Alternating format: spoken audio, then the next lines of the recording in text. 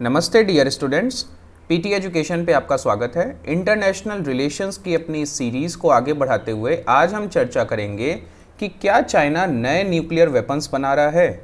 जी हाँ, अभी तक हमने सिर्फ सुना था कि चाइना और अमेरिका के बीच में कोल्ड वॉर शुरू होने वाली है। तो क्या ये कोल्ड वॉर न्यूक्लियर वेपन्स की रेस से आगे बढ़ेगी?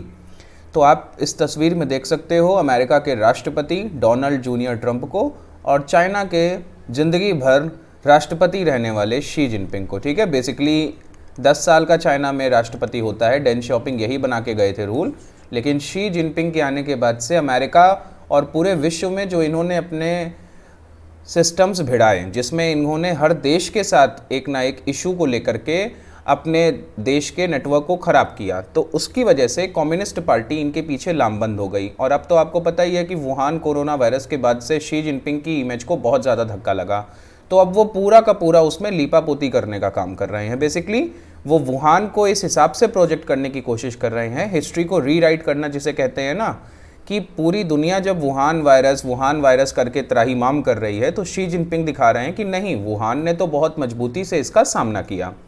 तो ये पूरी खबर क्या है, देखिए, पेंटागन आपको पता है अमेरिका का ये रक्षा विभाग है। ठीक है, यहाँ पे अमेरिका का जो डिफेंस है, बेसिकली एसई ये अमेरिकन में होता है, तो यहाँ पे इसका हेड है पेंटागन में। तो इसने अभी लास्ट वीक इस बात पे क्लेम किया है, ये मैं रिपोर्ट लेकर के आया हूँ, उसी के आधार पर है, कि चाइना अपनी न्यूक्लियर आर्सेनल की कैपेसिटी को डबल करने की कोशिश कर रहा है 2030 तक। ठीक है, यानी कि आज से 10 साल के बाद। तो सबसे पहले टेस्टिंग कब हुई थी? देखिए, सबसे पहले 1945 में अमेरिका का मैनहट्टन प्रोजेक्ट सक्सेसफुल रहा था। अमेरिका का जो टेक्सास के पास वाला क्षेत्र है, वो स्टेट मैंने आपको अपने पुराने वीडियोस में दिखाया भी है, तो वहाँ पे अमेरिका ने सबसे पहले 3 परमाणु बम बनाए थे। और जापान के ऊपर जो मेरा वीडियो बना था, जिसमें मैंने आपको बताया था कि कैसे हिरोशिमा और नागासाकी पे वो परमाणु बम गिराए गए, तो उन दोनों के नाम लिटिल बॉय और फैटमैन थे। और तीसरा जो बॉम्ब था वो उसका प्रक्षेपण करके चेकिंग की गई थी, एक्सपेरिमेंट किया गया था सबसे पहले। तो 1949 तक अमेरिका केवल इकलौता ऐसा देश था जिसके पास न्यूक्लियर पावर थी। 1949 आते आते यूएसएसआर ने भी इस पावर को हासिल किया, फिर ग्रेट ब्रिटेन ने भी हासिल कर लिया, फिर फ्रांस ने हासिल कर लिया। 4 देश न्यूक्लियर पावर वाले बन गए थे 1960s तक। 5वां देश बनता है 1964 में चाइना। तो आप देख सकते हैं यही 5 देश यूनाइटेड नेशन सिक्योरिटी काउंसिल के परमानेंट 5 के सदस्य हैं।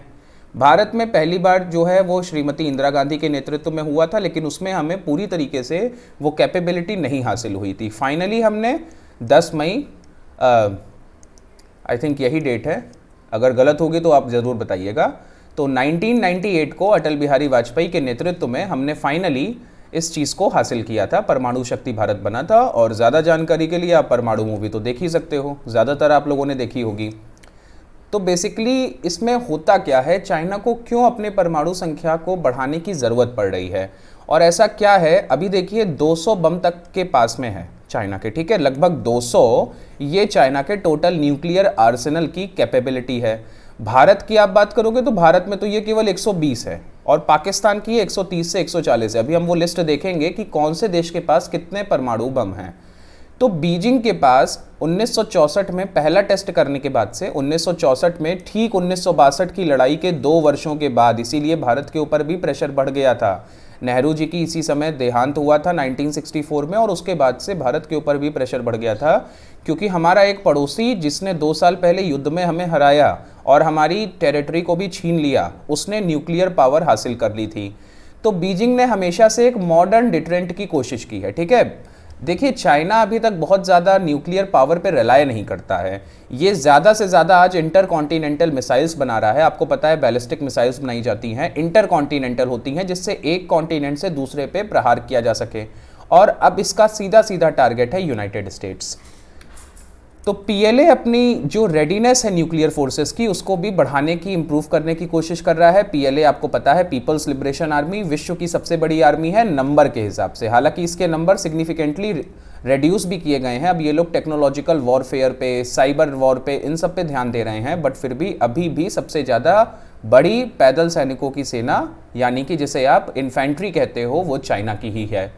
ये अपनी न्यूक्लियर फोर्सेस की रेडीनेस को बढ़ा रहे हैं कि अगर हमारे ऊपर न्यूक्लियर हमला होता है तो हम लोग उसके लिए कितने ज़्यादा तत्पर हैं। ठीक है, तो मान लीजिए एक ऐसी सिचुएशन आ जाए जिस पे बीजिंग के ऊपर एक न्यूक्लियर हमला हो जाए, तो रिटेलिएटरी स्ट्राइक करने के लिए क्या उनके पास टारगेट्स बचेंगे, क्या उनके पास कैपेसिटी बचेगी? अब इसमें देखिए स्कॉलर्स के अपने अपने मत हैं, जैसे कि दो स्कॉलर के यहाँ पे मैंने नाम दिए हैं, एक ये टेलर हैं और एक ये कनिंगम है। तो इन्होंने कहना है, इनका दोनों का मतलब अपना ये मत है कि चाइना आज तक बहुत ही ज़्यादा हेजिटेंट रहा है, ठीक है, बहुत ज़्यादा हिचकिचाता है न्यूक्लियर वेपन्स को एम्प्लॉय करने में ज़्यादातर कन्फ्लिक्ट्स में। ठीक है, चाइना की अगर आप ऑफिशियल न्यूक्लियर पॉलिसी देखोगे तो वो हमेशा से नो फर्स्ट यूज़ की रही है। मतलब पहले कभी भी चाइना ने ये नहीं कहा कि हम यूज़ कर लेंगे सबसे पहले, लेकिन इस बात को भी, नो फर्स्ट यूज़ पॉलिसी को भी, जैसे भारत बार बार रिपीट करता है, हमारे रक्षा मंत्री, प्रधानमंत्री इस चीज़ को रिपीट करते आए हैं, चाहे पाकिस्तान के साथ हमारा कोई विवाद हो या चीन के साथ हो, कि हम कभी भी प्रथम आक्रमण नहीं करेंगे, हम पहले आक्रमण नहीं करेंगे, लेकिन अगर पहला आक्रमण हम पे हुआ तो हम दूसरा आक्रमण ज़रूर करेंगे।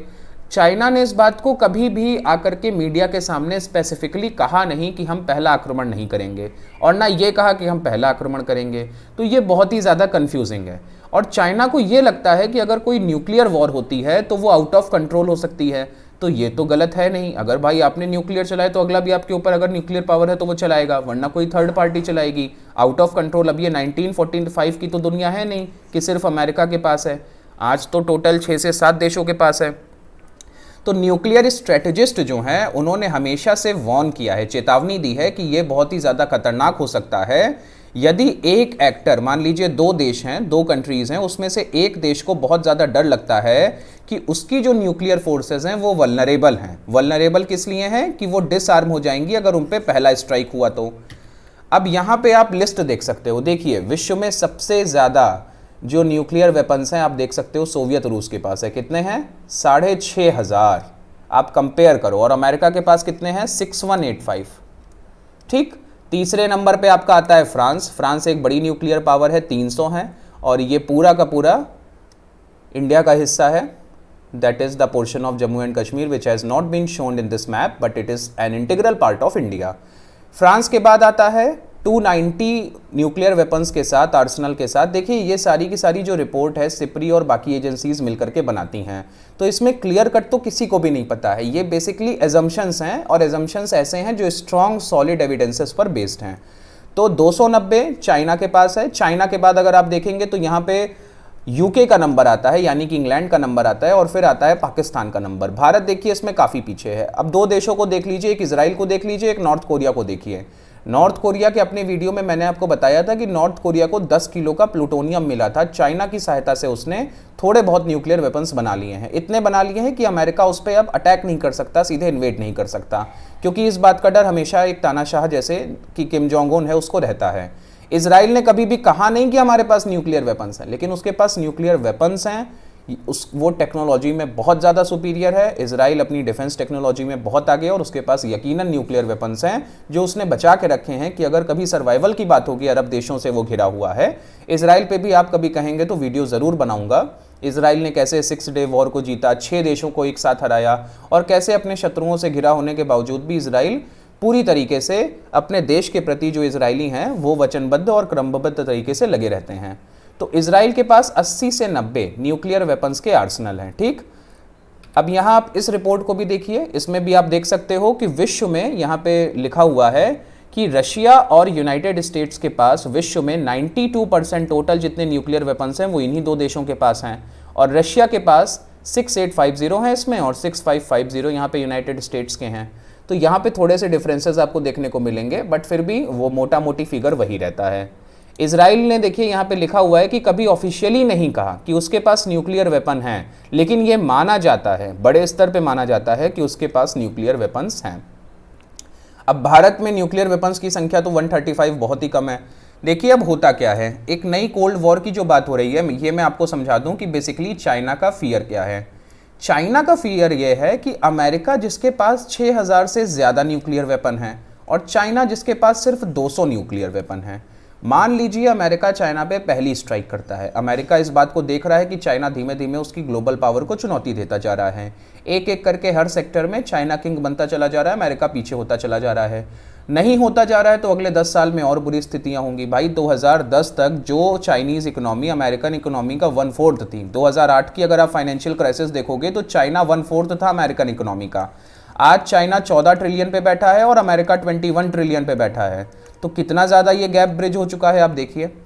तो ये खतरा तो है ही है। जब 10 साल 12 साल में इतना चेंज हो गया तो 2030 में, और चाइना भी तो 2030 की ही तैयारी कर रहा है, उसे भी पता है कि अभी वो कुछ नहीं कर सकता है अमेरिका का। तो 6000 से ज़्यादा जो यूनाइटेड स्टेट्स के पास है, मान लीजिए उसने उसमें से अपने 50 न्यूक्लियर वेपन्स यूज़ किए, ठीक, और 50 न्यूक्लियर वेपन्स से कहाँ पे अटैक किया? वहाँ पे अटैक किया जहाँ पे चाइना ने अपने न्यूक्लियर आर्सेनल बचा करके रखे हैं, छुपा करके रखे हैं, ठीक है। ये सारी की सारी इंटेलिजेंस रिपोर्ट के आधार पर होता है। मान लीजिए अमेरिका के पास ये इंटेलिजेंस रिपोर्ट आई, अमेरिका पूरी दुनिया में चक्कर लगा ही रहा है, उसकी सैटेलाइट तो हर जगह घूमती है, तो उसको ये इंटेलिजेंस रिपोर्ट आई कि चाइना के ये 4-5 जगह हैं जहाँ पे उसने अपने न्यूक्लियर आर्सेनल को छुपा करके रखा है। वो चीज़ें समझ में आ जाती हैं, बच नहीं पाती। 4-5 जगह मान लीजिए आ गई, एक सिंगल नहीं पता चली, और अमेरिका ने लगातार उन पर अटैक कर दिया। तो चाइना के पास क्या बचेगा? मतलब अमेरिका ने पहली स्ट्राइक क्या की, चाइना तो पूरी तरीके से तबाह हो जाएगा। उसके पास तो इतने भी न्यूक्लियर वेपन्स नहीं बचेंगे कि वो दोबारा स्ट्राइक कर सके। इसीलिए इस चीज़ को ब्रिज अप करने के लिए कि मान लीजिए अमेरिका उस पर पहली स्ट्राइक करता है तो चाइना के पास सेकेंड स्ट्राइक के लिए जगह होनी चाहिए। अब अगर अमेरिका को पता है कि चाइना के पास सेकेंड स्ट्राइक के न्यूक्लियर वेपन्स मौजूद हैं तो अमेरिका कभी ऐसा नहीं करेगा, क्योंकि आपने अगर न्यूक्लियर बम छोड़ा तो वो जापान नहीं है, वो चाइना है, और जापान के पास तो तब न्यूक्लियर वेपन था भी नहीं, वरना वो भी मार देता, आप पे रिटेलिएटरी अटैक कर देता। कोई भी देश ये बर्दाश्त नहीं करेगा कि उसकी जनता, उसके सैनिक, उसका न्यूक्लियर आर्सेनल बर्बाद किया जाए। वो पक्का रिटेलिएटरी अटैक करेगा और फिर अमेरिका का भी विनाश होना तय है।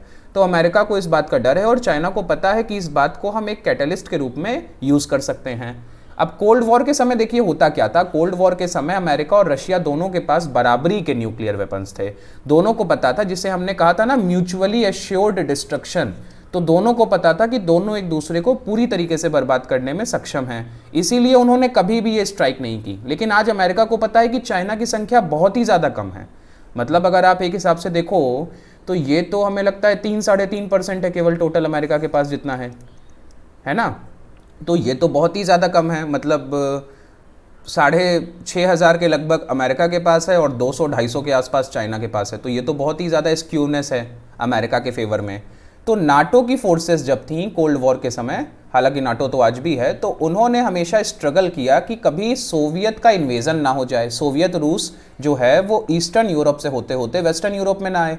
इसको ज़्यादा समझने के लिए आप मेरा वीडियो देख सकते हैं द कोलैप्स ऑफ यूएसएसआर पे, ठीक है। आपको बेसिकली समझ में आ जाएगा पूरी लड़ाई। तो तब ये लोग कन्वेंशनल वॉरफेयर से यूज़ करते थे, मतलब पूरी वहाँ पे मिलिट्री जो होती है, नाटो इसीलिए बना ही था। और ये एस्केलेट नहीं करना चाहते थे न्यूक्लियर वॉर को। बेसिकली अमेरिका का तब मानना था कि डैमेज लिमिटेशन जो कैपेबिलिटी होती है, यानी कि ऐसी एबिलिटी आपकी कि आप जितनी भी न्यूक्लियर फोर्सेस हैं सोवियत की उनको आप वाइप आउट कर सकते हो, जिससे कि मॉस्को कभी भी अमेरिका के ऊपर एक रिटेलिएटरी अटैक ना कर सके। देखिए खतरा इसी चीज़ का होता है कि अगर रिटेलिएटरी अटैक हो गया तो बहुत ही ज़्यादा अमेरिका का नुकसान हो जाएगा। आज क्या हो रहा है, आज जो कन्वेंशनल मिलिट्री बैलेंस है ताइवान स्ट्रेट में, हम बेसिकली बात किसकी कर रहे हैं, ताइवान स्ट्रेट की। ताइवान स्ट्रेट में जो कन्वेंशनल मिलिट्री बैलेंस है वो डिटोरिएट होता जा रहा है। अब यूएस इस बात को लेकर के मजबूर हो सकता है कि वो चाइना को धमकाए, ठीक है, किस लिए, कि मैं न्यूक्लियर एस्केलेशन करूंगा, क्योंकि जो ट्रेडिशनल मिलिट्री बैलेंस है वो तो अब डिटोरिएट हो गया है। अब यूएस भी वहाँ पे जितनी पावर के साथ बैठा है उतनी पावर के साथ चाइना भी बैठा है। ताइवान के पास भी छोटे मोटे जो भी एयरक्राफ्ट्स हैं वो चाइना के खिलाफ वो यूज़ कर रहा है।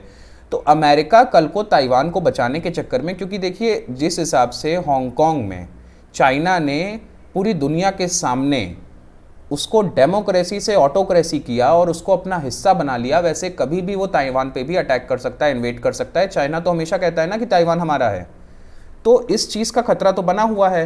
अब अगर ट्रेडिशनल कन्वेंशनल जो मिलिट्री बैलेंस है वो अगर बिगड़ जाएगा तो यूएस क्या करेगा, यूएस सोचेगा कि क्यों ना न्यूक्लियर एस्केलेशन करें, चाइना को डराएं धमकाएं।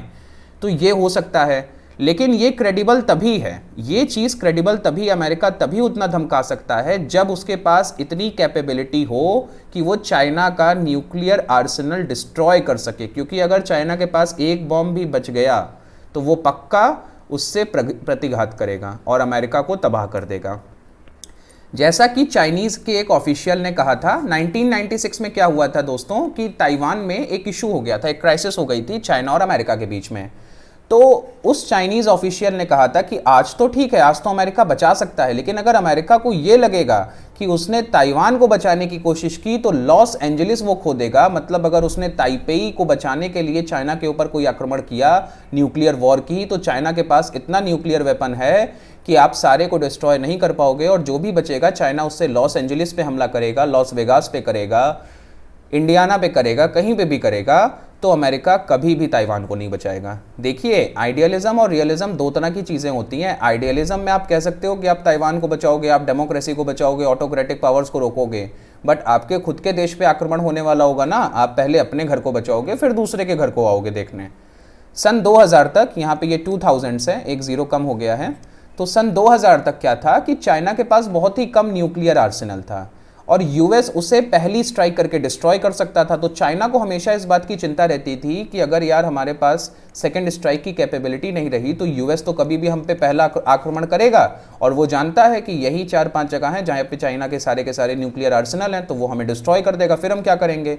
तो इसी को देखते हुए 2030 तक इस एक्सपेंशन को लेकर के, ठीक है, अगर चाइना इस एक्सपेंशन को कर लेगा तो जितनी भी पॉसिबिलिटी है कि एक इफेक्टिव यूएस फर्स्ट स्ट्राइक होगी, तो वो पॉसिबिलिटी खत्म हो जाएगी। अब यूएस को पता है कि अगर हमने पहली स्ट्राइक की तो भी हम चाइना के सारे न्यूक्लियर आर्सेनल को नहीं डिस्ट्रॉय कर पाएंगे, और चाइना हम पे रिटेलिएटरी अटैक करेगा तो हमारे भी शहर तबाह होंगे, हमारे भी लोग मरेंगे। तो यूएस ऐसा कभी भी नहीं करेगा, वॉशिंगटन कभी सोचेगा भी नहीं कि हम न्यूक्लियर वेपन्स की तरफ जाएं पहली बार में। और बीजिंग, जो कि आज कन्वेंशनल वॉरफेयर को लेके बहुत ही ज़्यादा कॉन्फिडेंट है कि कन्वेंशनल लड़ाई तो हम जीत जाएंगे, बस न्यूक्लियर वेपन्स की लड़ाई नहीं होनी चाहिए, क्योंकि 6500 से ज़्यादा न्यूक्लियर वेपन बनाना बीजिंग के लिए भी टेढ़ी खीर है। इतना कभी नहीं बना पाएगा, हाँ इतना ज़रूर बना लेगा कि पहली स्ट्राइक में ख़त्म ना हो। देखिए, बीजिंग को सिर्फ एक साइकोलॉजिकल वॉरफेयर है, बीजिंग को सिर्फ इस बात का डर है कि अमेरिका को ये पता है कि पहली स्ट्राइक में वो हमारे न्यूक्लियर आर्सेनल को ख़त्म कर सकता है। जिस दिन उसको ये समझ में आ जाएगा कि अब अमेरिका को पता है कि पहली स्ट्राइक में हमारे न्यूक्लियर आर्सेनल नहीं खत्म होने वाले, ठीक, आपको दूसरी स्ट्राइक में खत्म करने पड़ेंगे, तो उसके पहले चाइना जो होगा वो अमेरिका के ऊपर अटैक कर देगा, और अमेरिका ऐसा कभी भी होना बर्दाश्त नहीं करेगा। अमेरिका न्यूक्लियर ऑप्शन की तरफ जाएगा ही नहीं, वो कन्वेंशनल वॉर लड़ता चला जाएगा, और बीजिंग आज कॉन्फिडेंट है कि वो कन्वेंशनल वॉर को जीत लेगा, क्योंकि बैलेंस ऑफ जो पावर है पूरा का पूरा वो धीमे धीमे उसके फेवर में शिफ्ट हो रहा है। तो अब ये आप देख सकते हैं, ये मैंने एक साउथ चाइना सी का मैप लगा दिया है, इसमें आप देख सकते हैं ये तो पहले वो टेरिटरी का क्षेत्र है जिसमें चाइना क्लेम करता है 9 डैश लाइन खींच करके, और इसके अलावा ये जितने भी, ये जो आप ओकिनावा में देख रहे हो, और यहाँ पे आप सिंगापुर में देख रहे हो, डार्विन में देख रहे हो, ये ऑस्ट्रेलिया का क्षेत्र है, तो ये जितने भी बेसेस हैं ना, ये सारे के सारे यूएस के बेसेस हैं। और यहाँ पे आपको पता ही है यूएसएस निमिट्स, विश्व का सबसे बड़ा जंगी जहाज़ों का बेड़ा, और यूएसएस रोनाल्ड रीगन, ये सारे अभी यहाँ से जा चुके हैं। तो ये वीडियो आपको कैसा लगा मुझे ज़रूर बताइएगा। ये एक हॉट इशू था और बहुत ही ज़्यादा चर्चा में था, इस पर कई आर्टिकल्स थे, तो मैंने उन सब का एक जिस्ट आपको दिया है कि बेसिकली फर्स्ट स्ट्राइक और सेकंड स्ट्राइक का मतलब क्या होता है, और चाइना और यूएस की अलग अलग साइकोलॉजिकल वॉरफेयर को लेके क्या थिंकिंग चल रही है। तो आप इसे लाइक, शेयर, सब्सक्राइब करना ना भूलें। टीम पीटी की तरफ से ये रिसोर्सेज आप ही के लिए अवेलेबल है, इनमें एनरोल कीजिए और इनका लाभ उठाइए। हम फिर मिलेंगे एक नए इशू के साथ, तब तक के लिए नमस्ते, जय हिंद।